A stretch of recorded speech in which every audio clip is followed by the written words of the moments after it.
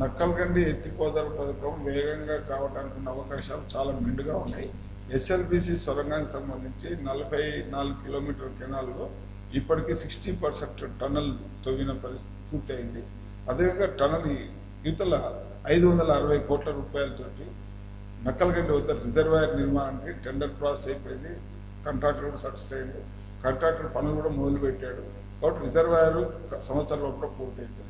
ఈ సంవత్సరం లోపల పూర్తయ్యే రిజర్వాయర్ సంబంధించి దాని లోపల అంతర్భాగంగా లిఫ్ట్ పనులు కనుక నక్కలగండి ఎత్తిపోతల పథకాన్ని లిఫ్ట్ పనులు టేకప్ చేస్తే ఈ రిజర్వాయర్ పూర్తయినట్టుకి లిఫ్ట్ పనులు కూడా పూర్తవుతుంది.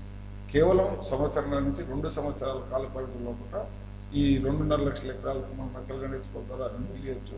చాలా తక్కువ ఖర్చు అవుతాయి. ఇక్కడ ఈ లిఫ్ట్ ద్వారా ఇచ్చే నీళ్ళ వల్ల 1 ఎకరానికి కేవలం 75,000 నుంచి ₹1,00,000 పోయే అవకాశం ఉంది. అదే జూరాల పాకాలు కనుక చేసినట్లయితే సుమారు 20-25 సంవత్సరాలు కాలం పట్టే అవకాశం ఉంది. పైగా దాని ఖర్చు కూడా ఎకరాకు సంబంధించి 2 లక్షల పైన పర్ ఎకర్ ఖర్చు వచ్చే అవకాశం ఉంది. తక్కువ ఖర్చుతోటి ఎక్కువ ప్రయోజనం ఉంది.